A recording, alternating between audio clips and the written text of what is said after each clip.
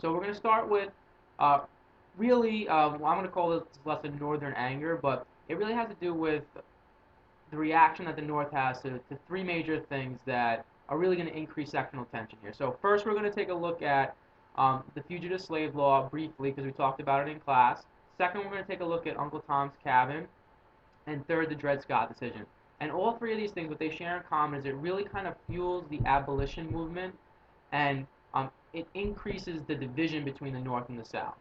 Um, so let's kind of get started with the Fugitive Slave Law. So to review a little bit about what we talked about in class, the Fugitive Slave Act, or the Fugitive Slave Law, is a part of the Compromise of 1850. And it's really included in the Compromise of 1850 to appease the South. So what did it actually say? Um, Really what it says is that it basically reinforces the Southerners' rights to go into northern states to catch their runaway slaves.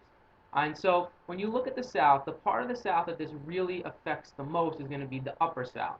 So we're really talking about states like Virginia, Kentucky, Missouri, maybe Tennessee and Maryland. It's not really affecting the lower South that much. And so for that reason, the South really doesn't feel like they gained very much from the fugitive slave law. Really because primarily most slaves are in the lower South and they're not escaping all the way to the North. Um, but what this really does is it has a major effect on the people in the North and a really strong reaction to by people in the North. So there's two major groups here in the North. You have um, the white North and the black population in the North. Now, overwhelmingly, the North is predominantly white.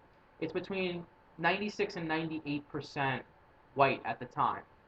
So they're the majority of the white population. So their real reaction to this, it actually has a pretty big effect on them because the fugitive slave law is going to make them become more involved in slavery. Um, they kind of the authorities have to be involved with the slave catchers. It's really going to kind of fuel some anger here. So through all of this action, it's going to kind of fuel the abolitionist movement in the North, and it's going to kind of erase some of that uh, indifference by the white population within the North to slavery, and adds to the movement here. Now, the free black population in the North, their reaction is kind of one of two things: either fear or kind of a desire to protect their community, and most likely both. So when you look at it, fear is definitely going to grow.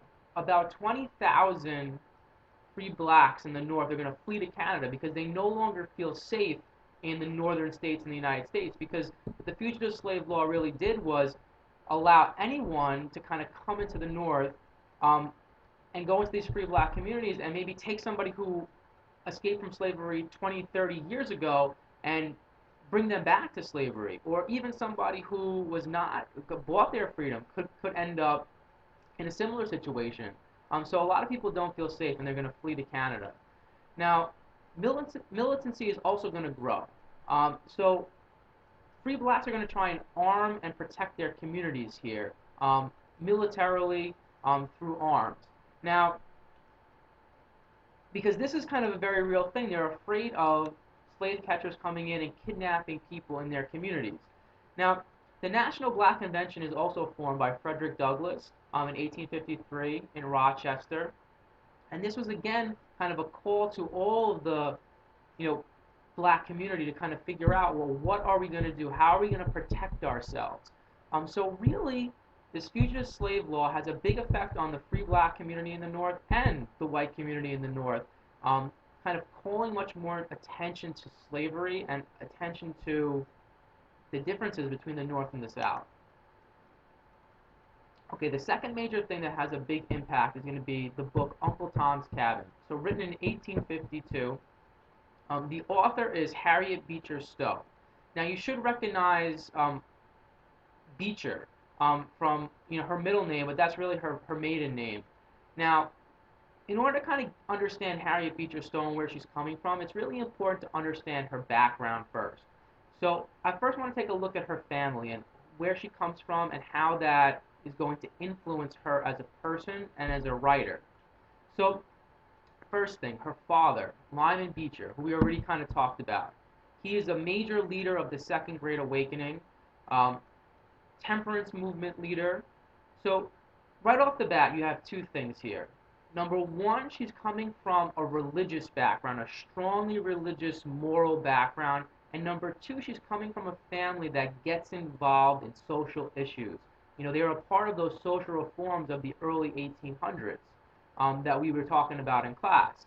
So she has a lot of brothers, a couple of sisters, and there's a very common theme throughout the family. So let's take a look at the rest of some of her siblings. William Henry Beecher, Congregational minister. Edward Beecher, a minister, and he organized the first anti-slave society in Illinois. Henry Ward Beecher, a minister. George Beecher, a minister. Charles Beecher, a minister. So you should recognize the pattern here. Very religious family, very concerned about their society and what's morally right. So her sister, she's a women's rights activist. She's also a writer too.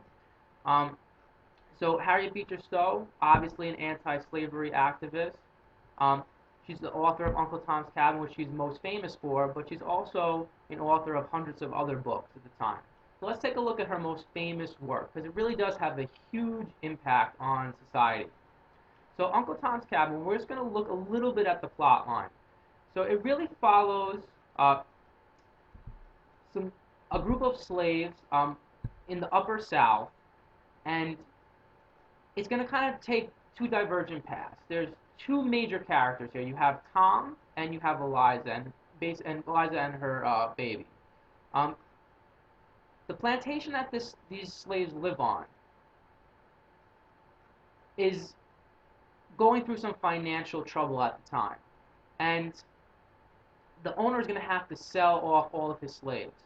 So Eliza, knowing this, she decides that she needs to escape to the north.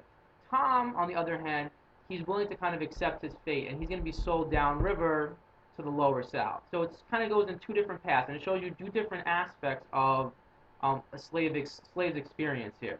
Now, one of the most gripping scenes in the entire book is in the beginning of the book when they show a slave auction, and it really kind of brings the humanity to slavery, and it shows kind of the ripping apart of the family that takes place as a result of slavery, and how a mother can be separated from her child through the sale of children and siblings and brothers and sisters. Now, when we kind of fast forward a little bit in the story, Tom gets sold down south, and his new owner is a really harsh, strict, sadistic owner. And it really shows the cruelty of slavery. And what ends up happening to Tom is he refuses to whip another slave for some kind of transgression, and he ends up getting murdered by his slave owner. Now, the opposite, Eliza, she's going to escape through the north, and she gets helped by some Quakers. They hide her in their house, and she's going to escape all the way up to Canada. So the book becomes famous in the north and infamous in the south. So the impact of the book is tremendous. Later on, when Harriet Beecher Stowe meets Abraham Lincoln for the first time, what Abraham Lincoln says to her is, "So you're the little lady that started this war."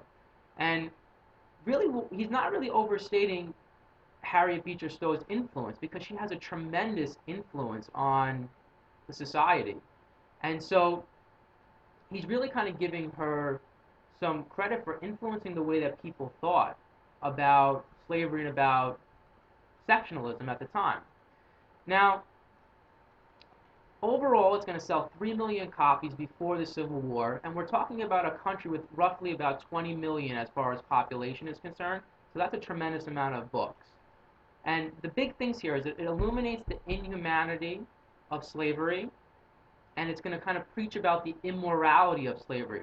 There's a lot of religious imagery in the book and a lot of religious overtones here, and it's trying to equate slavery with being morally and religiously wrong by giving it a human face and really kind of making people in the North recognize that these slaves are people, that they have feelings and families, and they go through the same things that you do. And it really, her message works, and it kind of gets out to a lot more people in the North than were really kind of paying attention to it beforehand. All right, the last thing that we're going to look at is called the Dred Scott case. It's really a case between, it's really, the technical name of it is Dred Scott v. Sanford. And so let's just kind of get the facts of the case out of the way so we can kind of understand the deeper meaning of the case. So the first thing here is that Dred Scott, he was a slave owned by an army surgeon. Now, for those of you who know anything about people in the military, they move around quite a bit. So this surgeon is going to transport his slave with him when he moves from base to base. And so he's going to take Scott into Illinois and Wisconsin, where slavery is not allowed. So there's two things that you want to pay attention to. Number one, in both of these places, Illinois and Wisconsin, slavery is banned. Illinois is a state, but Wisconsin is a part of the Louisiana Territory, the former Louisiana Territory. So it's subject to the Missouri Compromise. Now, so afterwards, the master dies, and Scott is kind of left an inheritance to his ancestors, and he's going to sue for his freedom. And the grounds that he brings is he says that, well, I was brought into a free territory, a free state, and slavery is banned there, so therefore I should get my freedom. Now, when he gets to the Supreme Court, the Chief Justice at the time is a guy named Taney, is his last name, and he's going to come up with a very interesting decision. So number one, what he says is that, first of all, Dred Scott cannot bring the case. He cannot sue because he's a slave, and therefore he does not have the same rights as an American, and he cannot sue in a court of law. Now, he kind of goes much further than he has to go in this case, and he goes much deeper. So the second thing that he says is that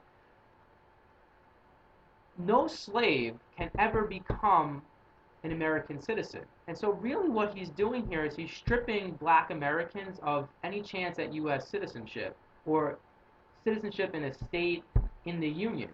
And his justification for this is that, the slaves, they have no chance at becoming a citizen. And his real reasoning behind all of this is it kind of puts, well, the significance of it is that it puts race in line with citizenship. So race becomes a component for being an American citizen, and specifically being white kind of makes you eligible to be a citizen, and being Black makes you ineligible to be a citizen.